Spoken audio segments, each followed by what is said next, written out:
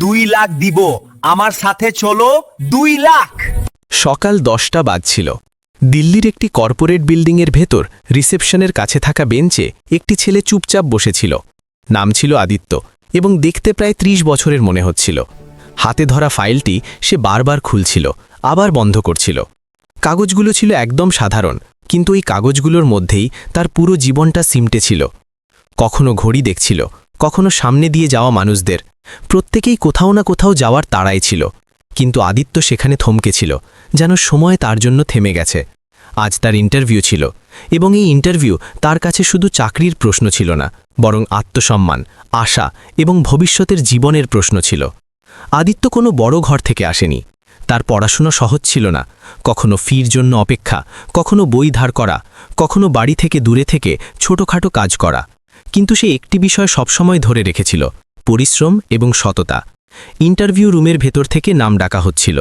কিছু মানুষ আত্মবিশ্বাসে ভরপুর হয়ে ভেতরে যাচ্ছিল। কেউ কেউ বাইরে বেরিয়ে ফোনে হাসতে হাসতে কথা বলছিল।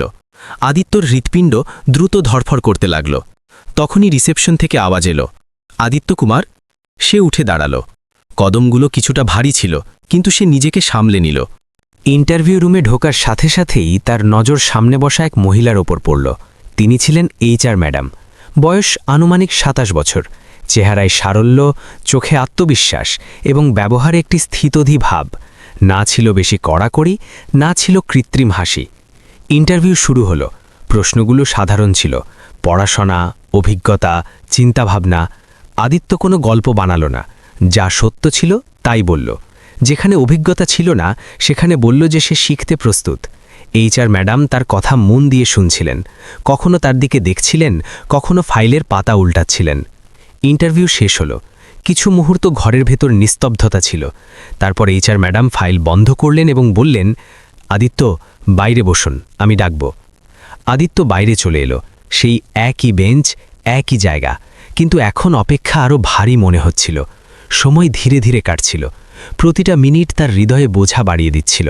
কিছুক্ষণ পর দরজা আবার খুলল। আদিত্য, ভেতরে আসুন। সে আবার ঘরে গেল। HR ম্যাডাম সরাসরি তার দিকে তাকালেন। কণ্ঠস্বর ছিল শান্ত, আমি তোমাকে চাকরি দেব। আদিত্যর ভেতরে যেন কিছু একটা ভেঙে আবার জুড়ে গেল। আশা যেন হঠাৎ শ্বাস নিল, কিন্তু ঠিক পরের মুহূর্তেই যে শব্দগুলো এলো তা তাকে চমকে দিল। কিন্তু আমি যা বলবো তা করতে হবে। আদিত্যর চেহারার রং বদলে গেল। তার মনে একসাথে অনেকগুলো চিন্তা দৌড়াতে লাগল। দারিদ্র্য, বাধ্যবাধকতা, ভয় এবং সব কিছুর ওপরে আত্মসম্মান। সে মাথা নিচু করে ফেলল। কিছুক্ষণ চুপ থেকে তারপর সাহস করে বলল, ম্যাডাম, আমি পরিশ্রম করতে পিছিয়ে আসব না, কিন্তু যদি কথা কোনো ভুল সমঝোতার হয় তবে আমি ক্ষমা চাইছি। ঘরে নীরবতা ছেয়ে গেল। HR ম্যাডাম তাকে মনোযোগ দিয়ে দেখলেন। তার চোখে কোনো বিরক্তি ছিল না, বরং এক অদ্ভুত তৃপ্তি ফুটে উঠছিল। তিনি কিছুটা সামনে ঝুঁকে বললেন, আদিত্য, তুমি এখন যা বললে ঠিক এই কারণেই আমি তোমাকে এই চাকরিটা দিতে চাই। আদিত্য অবাক হয়ে তার দিকে তাকালো। তিনি আরও বললেন, আমার শর্ত কোনো লেনদেন নয়। আমি শুধু চাই তুমি কাজের পাশাপাশি মানবতাকে কখনো পেছনে ফেলে না দাও। তারপর তিনি টেবিলের ড্রয়ার খুললেন এবং একটি ছোট খাম বের করে তার দিকে বাড়িয়ে দিলেন। আজ দুপুরে খাবার খেয়ে নিও, আর বাড়িতে ফোন করে জানিয়ে দিও যে সব ঠিক আছে। আদিত্য কিছু মুহূর্ত কিছুই বলতে পারল না। তার চোখ ভিজে এলো। ম্যাডাম, আমি... HR ম্যাডাম আলতো করে বললেন, শব্দের প্রয়োজন হয় না, সময় নিজেই বলে দেবে। আদিত্য যখন বিল্ডিং থেকে বাইরে বেরোল, তখন শহরটা আগের মতোই ছিল, মানুষগুলোও একই ছিল, কিন্তু তার ভেতরে কিছু একটা বদলে গিয়েছিল। সে জানত না এই সাক্ষাৎ তার জীবনকে কোন দিকে নিয়ে যাবে। সে শুধু এতটুকু জানত যে আজ সে শুধু চাকরি পায়নি, সে বিশ্বাস পেয়েছে। আদিত্যর পরের দিনগুলো এখন আর আগের মতো ছিল না। সে যেভাবে নিজের জীবন নিয়ে লড়াই করছিল তা এখন এক নতুন মোড়ে এসে দাঁড়িয়েছিল। ইন্টারভিউয়ের পর সে চাকরিটা পেয়েছিল, কিন্তু এখন সে অনুভব করছিল যে এই চাকরিটা শুধু একটা সাধারণ চাকরি নয়, এটা একটা দায়িত্ব। নিজের আত্মসম্মান বজায় রাখা এবং সেই মানবতাকে না ভোলা যা HR ম্যাডাম তার থেকে আশা করেছিলেন। অফিসে প্রথম কয়েকদিন আদিত্য তার পুরো পরিশ্রম ঢেলে দিল। সে কেবল নিজের কাজে দক্ষ হচ্ছিল না, বরং সে বুঝতে পারছিল মানুষ তাকে কিভাবে দেখছে। তার পরিশ্রম এবং সততা মানুষের হৃদয়ে জায়গা করে নিচ্ছিল, এবং এটাই তাকে শক্তি দিচ্ছিল। কিন্তু অফিসে কাজের পাশাপাশি তার মনে একটি প্রশ্ন ছিল, সে কি সত্যিই সেই পথে চলছে যে পথে অনন্যা বা HR ম্যাডাম তার থেকে আশা করেছিলেন? সে কি নিজের কাজ এবং মানবতা উভয়কে সঠিক উপায়ে পালন করতে পারছে? এই প্রশ্ন আদিত্যর মনে বারবার আসছিল। এবং তারপর একদিন অফিস শেষে সে অনন্যার সাথে দেখা করার জন্য বাইরে এলো। এবার সে কোনো ক্লায়েন্ট মিটিংয়ের কারণে নয়, বরং একজন ভালো বন্ধুর মতো অনন্যার সাথে দেখা করতে গিয়েছিল। দুজনে পার্কে দেখা করল।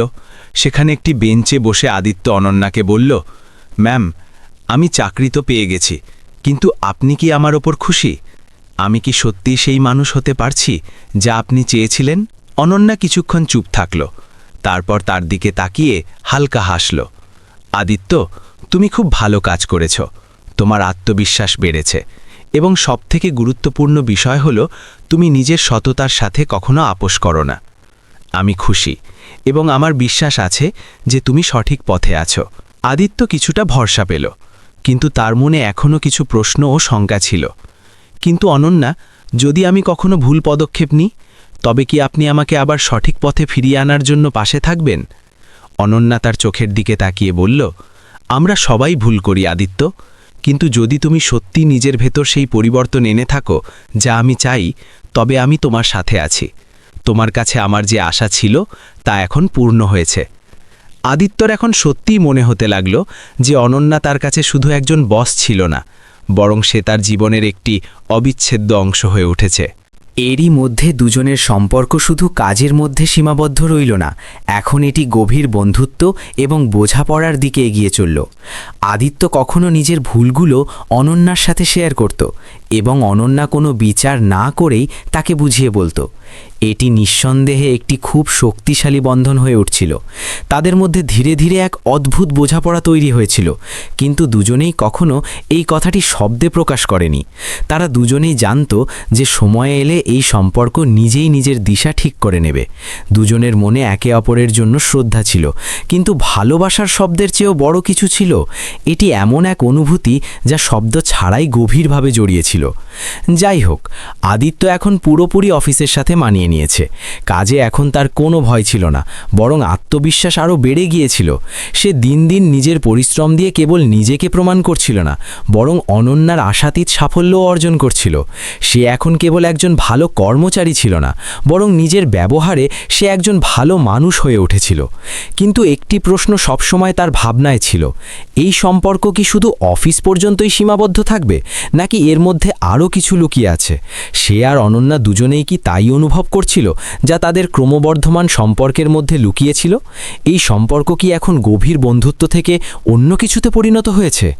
কিছুদিন পর এক সন্ধ্যায় আদিত্য ঠিক করল সে তার মনের কথা বলবে। সে জানত যদি এখনও সে নিজের অনুভূতি চেপে রাখে, তবে সে শুধু নিজেকে নয়, বরং অনন্যাকেও সেই গভীর সম্পর্ক থেকে দূরে সরিয়ে দেবে যা এখন দুজনের মধ্যে বাড়ছে।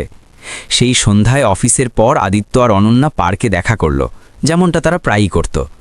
আদিত্য কিছুটা ভেবে বলল, অনন্যা, আমি সবসময় ভাবি আমাদের সম্পর্কটা কত বিশেষ। আমাদের দুজনের মধ্যে যে নীরবতা আছে তা এখন আর আমার কাছে অপরিচিত মনে হয় না। তুমিও কি তাই অনুভব করো যা আমি করছি? অনন্যা আদিত্যর দিকে তাকালো। তার চোখে সেই গভীর চিন্তা ছিল, যেন সে নিজের ভেতরের অনুভূতিগুলো বোঝার চেষ্টা করছে। কিছুক্ষণ চুপ থাকার পর অনন্যা বলল, আদিত্য, আমি তোমার প্রশ্নের উত্তর সরাসরি শব্দে দিতে পারবো না, কিন্তু আমি তোমাকে এটা বলতে পারি যে আমাদের মধ্যে যা কিছু আছে তা শুধু বন্ধুত্ব নয়, এটা অন্য কিছু, খুব বিশেষ কিছু। কিন্তু আমার ভয় হয়, আমরা কি সত্যি এটা বুঝতে পারছি? আদিত্য ধীরে হেসে বলল, আমার মনে হয় আমরা দুজনেই এটা বুঝি, কিন্তু আমাদের এটা শব্দে বলা উচিত নয়। আমাদের সম্পর্ক এখন শব্দের চেয়েও অনেক বেশি। এটা বোঝাপড়া, এটা শ্রদ্ধা, এবং এটা সেই অনুভূতি যা আমরা দুজনেই একে অপরের জন্য অনুভব করি। অনন্যা মাথা নিচু করে ফেলল। আমি ভয় পাই আদিত্য, যদি আমরা একে শব্দে রূপ দিই, তবে কি এই সম্পর্কটা এমনই থাকবে যেমনটা এখন আছে? আমরা কি এটা সততার সাথে বাঁচতে পারবো, নাকি ভয়ের কারণে কিছু হারিয়ে ফেলব? আদিত্যর চোখে এক গভীর বোঝাপড়া ছিল। সে জানত অনন্যার ভয়টা যৌক্তিক, কিন্তু সে অনন্যার হাতটা আলতো করে ধরে বলল, আমি তোমার ভয়টা বুঝি অনন্যা, কিন্তু আমরা কি সত্যি এই সম্পর্কটা ভয় ছাড়াই বাঁচতে পারি না? আমাদের দুজনকেই এটা জানার প্রয়োজন আছে যে যদি আমরা এটাকে আরও এক ধাপ এগিয়ে নেওয়ার সিদ্ধান্ত নিই, তবে আমাদের একে অপরের ওপর পূর্ণ বিশ্বাস রাখতে হবে। আমাদের বিশ্বাস রাখতে হবে যে যাই হোক না কেন আমরা একে অপরের পাশে থাকব। আমি সবসময় তোমার সাথে থাকব। অনন্যার চোখে জল ছিল। সে কিছু বলতে চাইছিল, কিন্তু শব্দ যেন তার গলায় আটকে যাচ্ছিল। আদিত্য, তুমি কি সত্যি এটা অনুভব করো যে আমরা একে অপরের সাথে আমাদের ভবিষ্যৎ ভাগ করে নিতে পারি? তুমি কি জানো আমি কেন ভয় পাই? কারণ কখনো ভাবিনি যে আমি নিজের মনের সিদ্ধান্তের ব্যাপারে কারো সাথে কথা বলবো। আদিত্য তার দিকে দেখল এবং ধীরে বলল, অনন্যা, আমাদের মনের কথা শুনতে হবে। আমাদের ভয়কে একপাশে সরিয়ে রাখতে হবে এবং সেটাই করতে হবে যা আমাদের একে অপরের জন্য ঠিক মনে হয়। আমরা দুজনে এ পর্যন্ত যে পথ অতিক্রম করেছি তা সহজ ছিল না, কিন্তু তুমি কি আমাকে এই ভরসা দিতে পারো যে আমরা এটা একসাথে পূর্ণ করব? আদিত্যর কণ্ঠে এমন এক বিশ্বাস ছিল যা অনন্যা প্রথমবার অনুভব করেছিল। সে জানত আদিত্য যা বলেছে তা ঠিক। এই ভয়, এই সংকোচ সবকিছু ছেড়ে এখন তাকে নিজের অনুভূতির সত্যটা সামনাসামনি মোকাবিলা করতে হবে। আমি তোমার সাথে আছি আদিত্য, অনন্যা ধীরে বলল। তুমি ঠিকই বলেছ। যদি আমাদের এটাকে এগিয়ে নিতে হয় তবে আমাদের ভয় ছাড়তে হবে এবং এই সম্পর্ককে পুরোপুরি আপন করে নিতে হবে। আমার বিশ্বাস আছে যে আমরা দুজনেই একে অপরের সাথে আমাদের স্বপ্ন সত্যি করতে পারি। আদিত্য অনন্যার দিকে তাকালো এবং তার চোখে এক নতুন আত্মবিশ্বাস ছিল। তবে তুমি কি আমার জীবনের অংশ হতে চাইবে অনন্যা? আদিত্য প্রশ্ন করল। অনন্যা তার চোখ বন্ধ করল এবং তারপর ধীরে বলল, হ্যাঁ আদিত্য, আমি তোমার সাথে নিজের ভবিষ্যৎ দেখতে পাচ্ছি। আমি তোমার সাথে এই যাত্রায় চলার জন্য প্রস্তুত। এটা ছিল সেই মুহূর্ত যখন দুজনের মাঝখানের নীরবতা এক নতুন দিশা খুঁজে পেয়েছিল।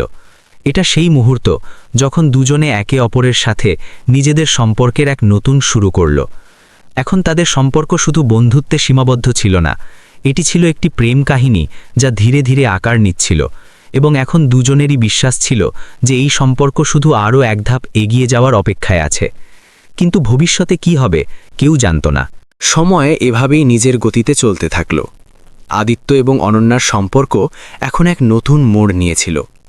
যতবারই দুজনে একে অপরকে দেখত ততবারই তাদের চোখে সেই গভীর বোঝাপড়া এবং ভালোবাসা পরিষ্কার ফুটে উঠত। তারা এখন নিজেদের সম্পর্ককে শুধু বন্ধু হিসেবে দেখছিল না, বরং একটি মজবুত এবং সত্য সম্পর্ক হিসেবে অনুভব করছিল। দুজনের হৃদয়ে যে অনুভূতি ছিল তা শব্দের চেয়েও অনেক বেশি ছিল। এটি ছিল এক পরিপক্কতা, এক সম্মান এবং এক সত্য প্রেমের অনুভূতি। কিন্তু এখন দুজনেরই একটি খুব বড় পদক্ষেপ নেওয়ার প্রয়োজন ছিল। তারা কি সত্যি এই সম্পর্ককে পরবর্তী স্তরে নিয়ে যাওয়ার জন্য প্রস্তুত ছিল?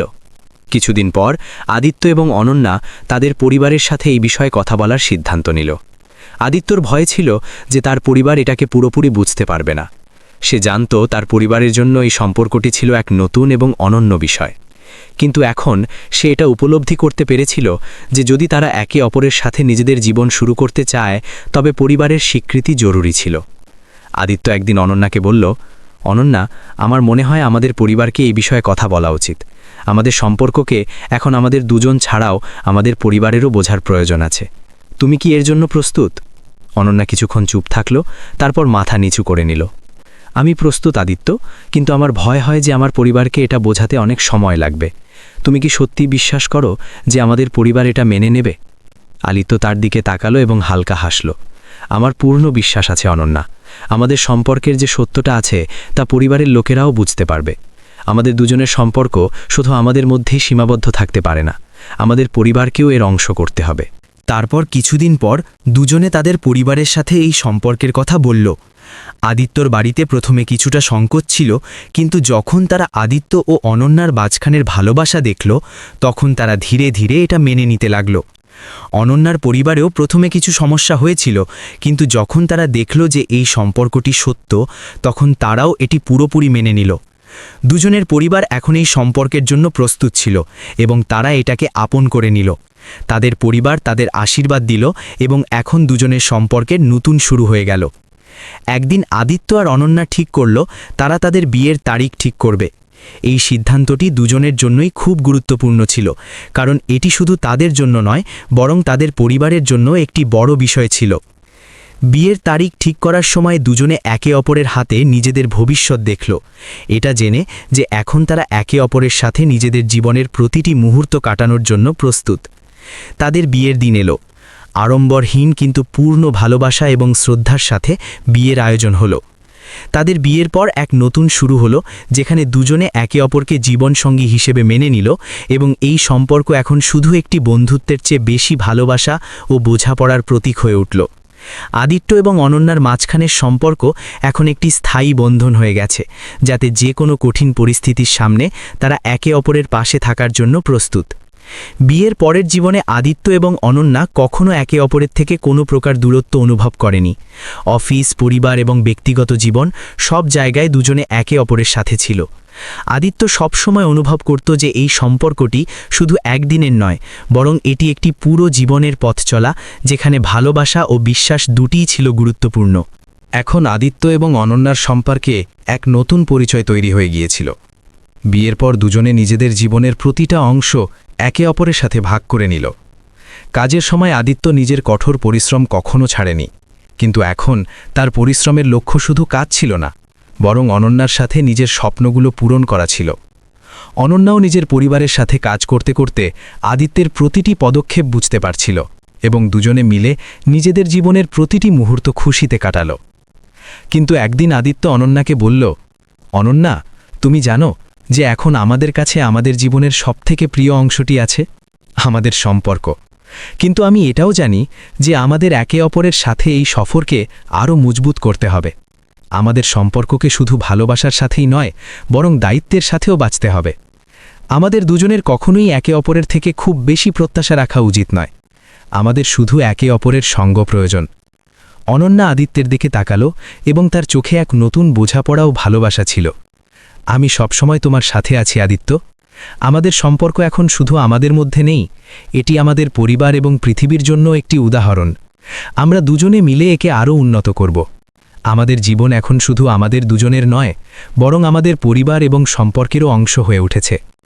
আদিত্য অনন্যার হাত ধরল এবং বলল, আমাদের সম্পর্কে কোনো গোপন কথা নেই।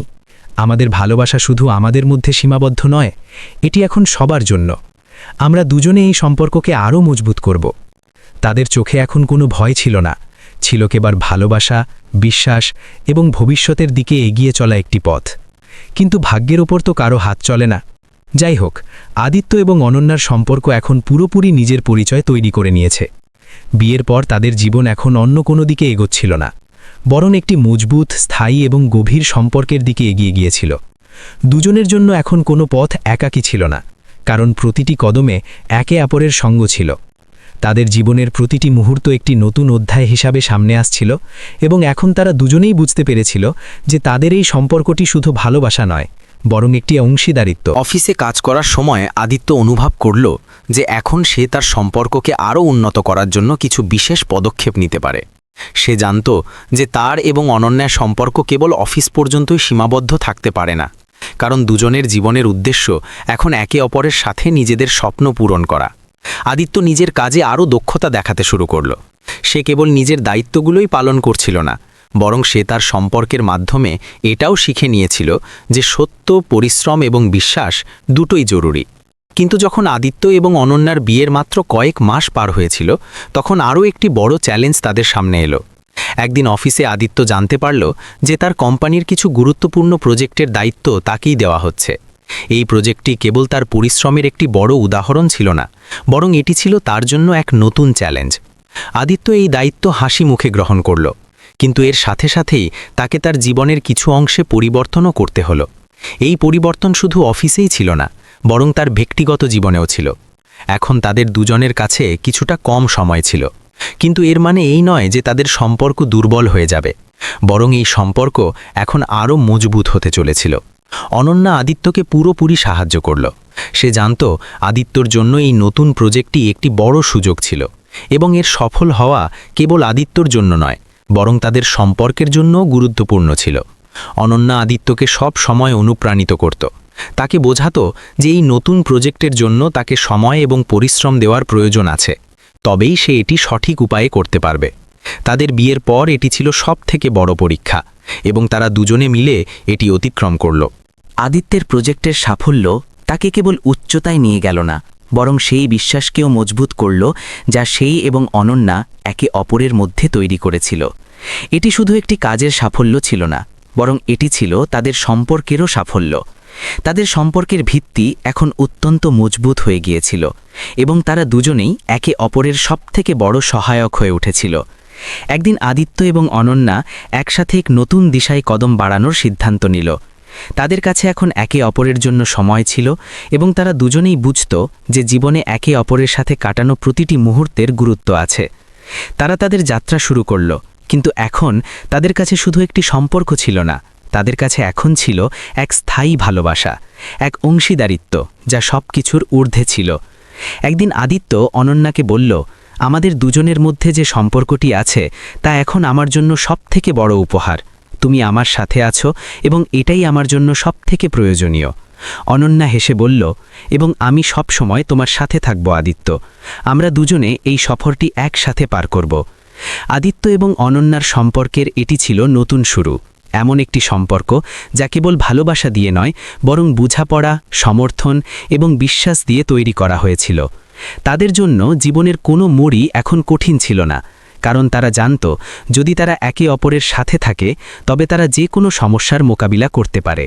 আদিত্য তার জীবনের সবথেকে বড় সিদ্ধান্তগুলো নিয়েছিল নিজের ভালোবাসাকে সত্য ও সততার সাথে বাঁচার। সে বুঝেছিল যে সম্পর্কের সবথেকে গুরুত্বপূর্ণ জিনিস কি, শুধু একে অপরকে ভালোবাসা নয়, বরং সেই ভালোবাসাকে সত্য উপায়ে পালন করাও।